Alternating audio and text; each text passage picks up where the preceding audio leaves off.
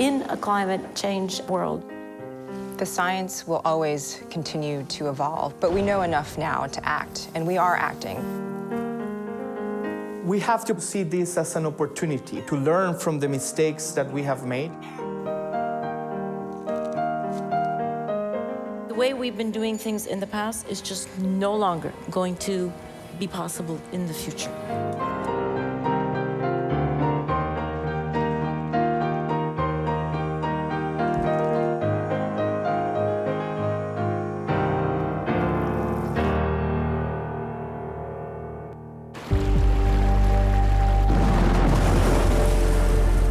The Earth's climate is changing. We're confronted with a change in our environment which is unprecedented in human history. Due to the emission of greenhouse gases that trap heat in the atmosphere, we are experiencing the warming of land, air, and oceans. The effects of this are numerous. There's an increase in the risk of more extreme and intense weather events, such as tropical storms, droughts, and flooding. Consequences include a rise in sea level, reduced food production, a reduction in plant and animal life, and harm to ocean ecosystems.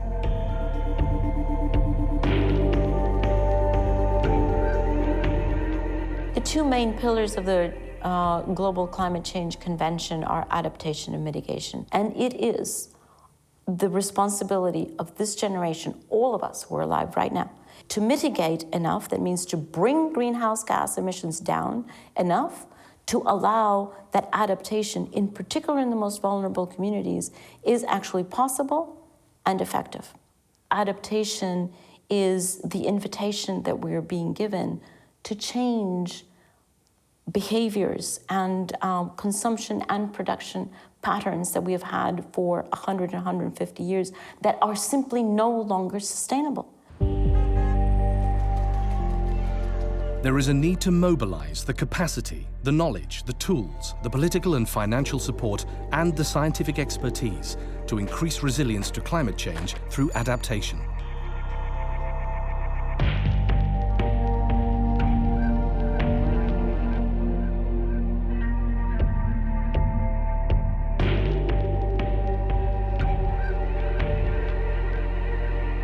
Throughout history, humankind has adapted to changes in climate by adapting to the available sources of food, housing, clothing, water, or warmth. Today, however, climate change is causing changes faster than vulnerable populations and ecosystems can cope with and adapt to. Adaptation responds to the risks while, at the same time, building future resilience.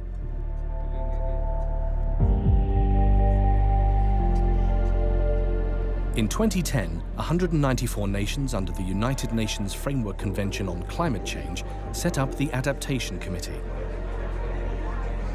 The work of the Adaptation Committee essentially is to try to bring people together.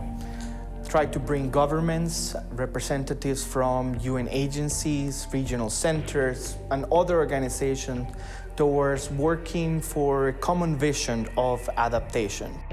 The Adaptation Forum, organized by the Adaptation Committee in November 2013, brought together prominent global leaders and individuals to highlight the urgency of action on adaptation and the way forward. The way we've been doing things in the past is just no longer going to be possible in the future. What we all want is a vision of a climate-resilient future, where, in fact, all rights to food, to water, to health, education, and life are protected, where women are safe and empowered and secure and contributing equally with men. We can see the kinds of investments that we have to make, and it's development, adaptation, mitigation wrapped up together. So for me, actually, it's about political will. We don't know everything, but we know enough to start and start strongly, and we'll discover things along the way.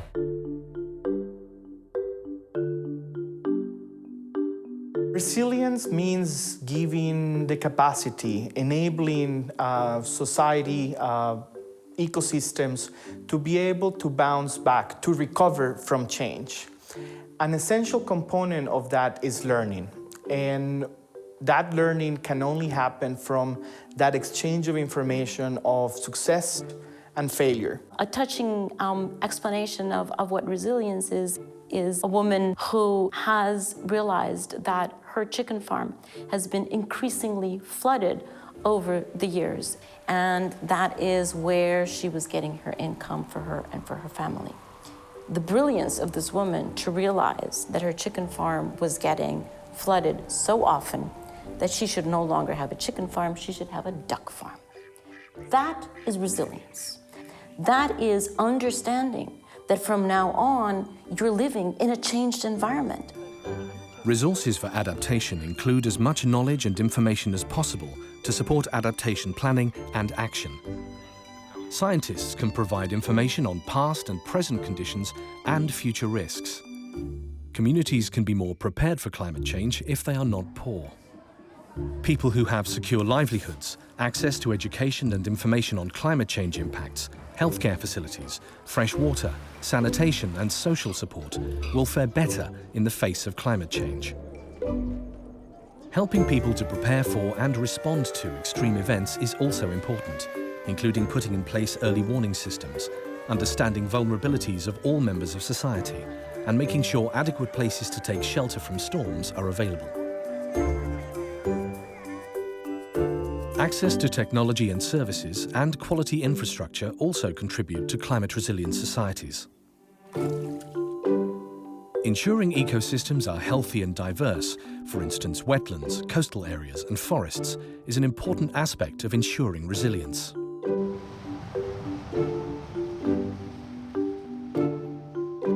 Climate change is global, but adaptation is local. And which adaptation measures need to be taken is very, very much determined by the specific circumstances and by the specific impact that each family, each community, each city is experiencing. Local communities and indigenous peoples, they are at the front lines of climate change. They are feeling the impacts of climate change today firsthand. And I think it's really important for their knowledge and experience to complement the science that is continuing to evolve. Their experience will inform the planning and implementation of adaptation actions going forward. The first-hand knowledge of communities can ensure that adaptation measures are effective and actually do increase resilience. We need to reform our model of development. We need a model of development that encompasses respect for human rights, good governance, respect for the right of community, respect for indigenous people's rights. We cannot be hopeless. We may need help, but we're not helpless. And I think in our context we're in, adaptation is really important. Adaptation also requires financial resources. Vulnerable developing countries need financial support to make the necessary investments. Resources for adaptation also include the collaborative efforts of many different people. Strategies to build disaster and climate resilience should engage all sectors of society and government and require the input of all people involved. Sharing lessons, identifying best practices is essential for adaptation. Building a long-term vision based on that knowledge that we gain is essential. At the core, or one of the actions that is already underway, is what we call national adaptation plans, which are already being implemented in many countries. Adaptation helps our societies and nature cope with climate change. There are many ways to do it, and communities need to decide what works best for them. There are many examples. Here are just three. For many communities, they've been dealing with climate for generations. I give the example of communities who live on small islands and traditionally have been dealing with the risk of flooding, where, for example, their small island shrinks in half because the river rises and erodes the outside of the island. They build their houses on the top of that island, and when it floods for about 7 months of the year, that island turns literally into a small mound of land. Climate change is going to affect the frequency and severity of that flooding they've been experiencing for generations. There's a reason why those communities are living on these islands that turn into these small mounds. It's because they're living in poverty, it's because of their marginalization, it's because of a variety of issues that are related to basic development. And so as the international community works with those communities, with the governments, to help secure better livelihoods, they need to make sure that what they're doing on adaptation to climate change is integrally related to what they're doing on development. Adaptation and development really do go hand in hand. Chalankulo C is an urban neighborhood in Maputo, Mozambique. More than 150,000 people live here. However, there is only one drainage ditch. When torrential rain caused by the changing climate became frequent, the neighborhood became prone to flooding. Worse still, people had thrown waste into the drains, and the flooding spread the waste around the neighborhood. This led to malaria and other illnesses, particularly among children. Establishing awareness and communication channels among the local citizens and between the municipality and the relevant institutions was very important. Public-private partnerships empowered the people living in Maputo to design and implement activities to adapt to climate change. The local people proposed a construction project to clean the ditch, allowing it to drain properly, and to manage local waste. In the Netherlands, 60% of the country is vulnerable to flooding, which means that there is a need to plan for the future. There they've developed the Delta program. Its aim is to protect the country against high water levels and to ensure an adequate fresh water supply. It looks 100 years ahead and also includes measures to deal with more immediate problems. Climate change, for example, is affecting the frequency of floods. So communities that used to experience a 1 in 100-year flood may now be experiencing a 1 in 25-year flood. What does that mean for infrastructure? We're spending a lot of money on building roads and bridges. And if we don't take that change in the frequency of flooding into account, we may build a road or a bridge in an area that is really at risk of flooding in a way that it wasn't before. Why not take that new information into account, move where you build that road so it's on safer ground? That investment today will actually save us money in the future. There are studies that have been done that show that $1 in preparedness, $1 in forethought will actually save $4 to $7 in response. And what we as the international community need to do is start thinking about spending that money today in order to save that money in the future. People living in the Bangladesh Delta are extremely vulnerable to problems caused by erosion, soil salinity, frequent floods and cyclones. The population here is dependent mostly on rice cultivation for their food. In a nationwide project, the women of the community started developing practical solutions to adapt. They raised dikes for ponds to preserve fresh water all year round. They stopped saltwater intrusion into canals, and they built a bunker for their own safety during cyclones. Thus, they have come up with their own solutions to ensure their own survival and security of food and water supply. Using their own initiative, the women have created resilience for themselves and their community. The effects of adaptation can be immediate. However, people in vulnerable areas need help to access resources, including financing and knowledge. People can develop creative ideas and innovative solutions. They can build partnerships with local administration bodies and organizations. Building climate resilience and a capacity to adapt provides more than just climate-related benefits. Its influence has beneficial effects for individuals, families, communities, countries, and society as a whole. If we don't adapt, we threaten to roll back decades of progress in reducing poverty and improving economic growth. It really does compromise the stability and security of communities and countries. So we have an opportunity to act now and to make investments in adaptation that will have an impact in terms of the future. We also have to see this as an opportunity to transform society, an opportunity to learn from the mistakes that we have made and be able to build better so that we can have a future for us and for future generations that is safer, that has the same opportunities, and that is better for all. Very often I get asked, well, and what if we don't do that? What's the plan?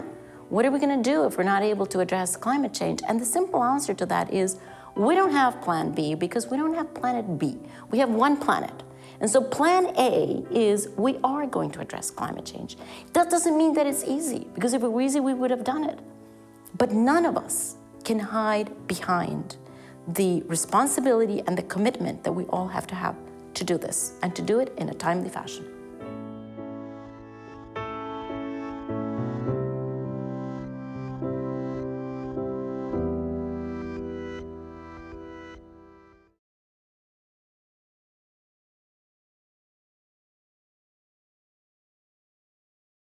Deltas around the world all face the same challenges in relation to climate change. And alongside mitigation, adaptation is urgent. And I think it is time to adapt now. And not only in the Netherlands, my country, but worldwide. If we don't adapt to a changing climate, we'll not have our beautiful island for our children and for our children's children.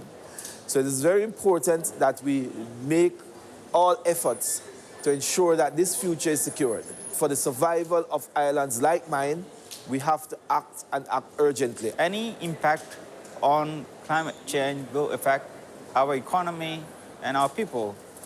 Our people have been adapting to climate change ever since they have been inhabited.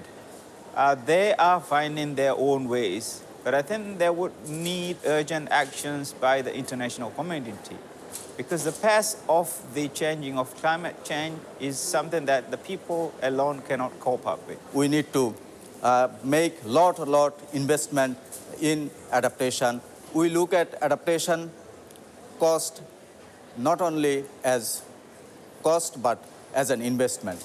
And people in Bangladesh and in my region trying to adapt to climate change by experiencing, by developing floating gardens, floating schools, floating education system, so that we can face climate change in a far better way. But we have to receive a lot of support for making our communities, our ecosystems more resilient to adverse impacts of climate change. In Malawi, addressing the challenges of climate change is very key to sustainable development. As such, the government is prioritizing addressing adaptation in such a way that we are developing policies and programs that will help to identify critical adaptation needs. Africa is one of the most vulnerable continents to the negative impact of climate change. So the way we see it is working with communities, increasing their resilience, and empowering the communities would mean building the capacities of the different members, and particularly the women, the elderly, and the youth, because their vulnerabilities are increasing with climate change. Europe, like the rest of the world, is increasingly challenged by climate change. There are increases in extreme events such as heat waves, floods, and drought. And this needs to be addressed. And what can we do about that? We have to change our paradigms and goals that informed decisions in the past. We will have to deploy new technologies in order to reduce the risks of climate change.